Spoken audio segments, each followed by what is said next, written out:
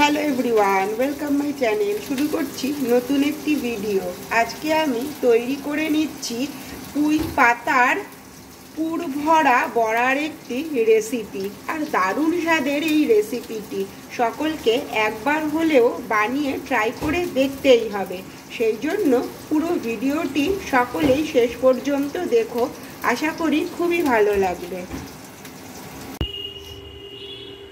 তৈরি করব পুঁই পাতার পুর ভরা দারুণ একটি বড়ার রেসিপি। এখানে বেশ বড় বড় সাইজের কয়েকটা পুঁই পাতা নিয়ে নিয়েছি। পুঁই শাক খাওয়ার পরে কতগুলো পুঁই পাতা রেখে দিয়েছিলাম যে একটু বড়া খাবো, সেই জন্য। এখানে প্রথমেই বড়াগুলোকে ভাজার জন্য পুঁই পাতাগুলোকে খুব ভালো করে ধুয়ে একটু পরিষ্কার করে নেব। পুঁই পাতাগুলোকে খুব ভালো করে ধুয়ে পরিষ্কার করে নিয়েছি। আর এখানে একটা থালার মধ্যে এগুলোকে একটু বিছিয়ে বিছিয়ে রেখে দিয়েছি। এই দিকে নিয়ে নিয়েছি অর্ধেকটা সেদ্ধ করা আলু। এই আলুটাকে একটা গ্রেটার নিয়েছি, গ্রেটার দিয়ে একটু গ্রেট করে নেব যাতে কোনো দানা ভাব এর মধ্যে না থাকে। আলুটাকে খুব ভালো করে গ্রেট করে নিয়েছি। এইদিকে একটা কড়াই আগে থেকেই গরম বসিয়েছি, আর কড়াইতে দিয়ে দিলাম সামান্য একটু তেল। তেলটাকেও গরম করে নেব। তেল গরম হওয়ার পরে এর মধ্যে দিয়ে দিচ্ছি রসুন কুচি,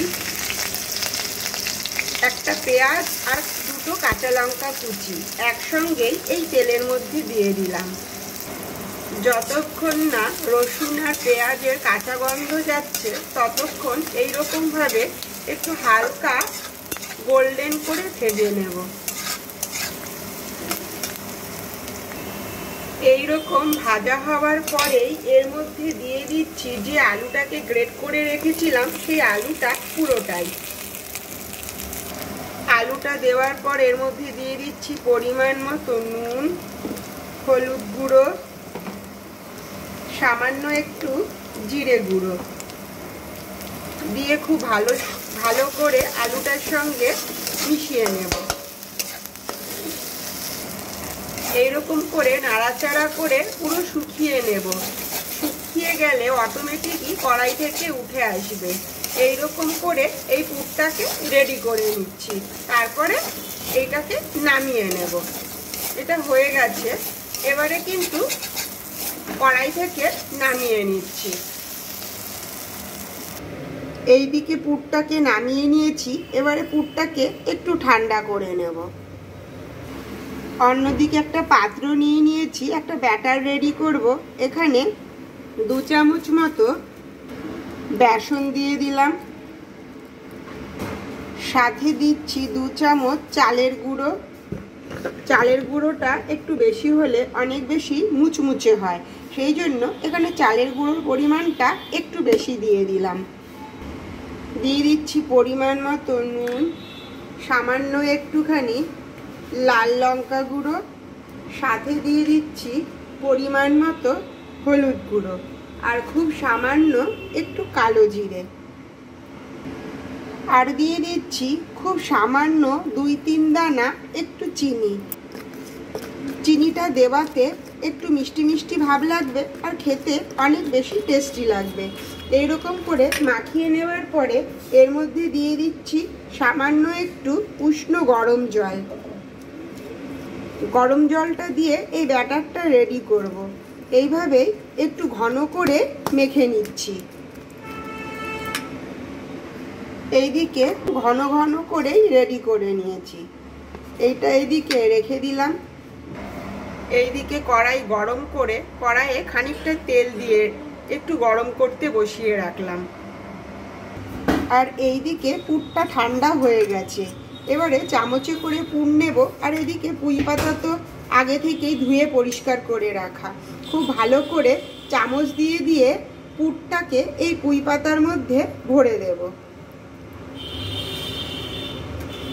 পুরো পুঁই পাতাটার মধ্যে এইভাবে লাগাবো, যাতে ভাজার পরে যখন খাবো তখন মুখের মধ্যে লাগবে আর অনেক বেশি টেস্টি লাগবে।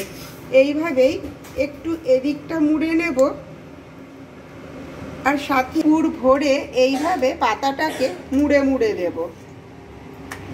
যাতে পুরটা ভেতর থেকে বেরিয়ে না আসে। এই রকম করেই সবগুলোকে রেডি করে নেব। হাত দিয়ে লাগিয়ে নিচ্ছি।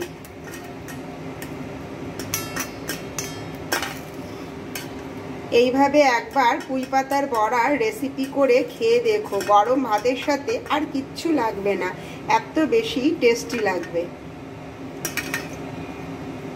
এইভাবেই সবগুলোকে বানিয়ে নিলাম। এইভাবেই সবগুলো পুঁই পাতাকেই রেডি করে নিয়েছি।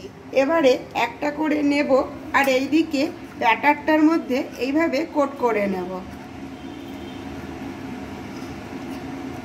পুরো এপিট ওপিট বোথ সাইডই কোট করে নিলাম। এইদিকে তো আগে থেকে তেল গরমে বসিয়েই দিয়েছি। এবারে একটা একটা করে এইভাবে দেব আর গ্যাসের আঁচটাকে মিডিয়াম টু লোতে রেখেই সবগুলোকে ভেজে নেব।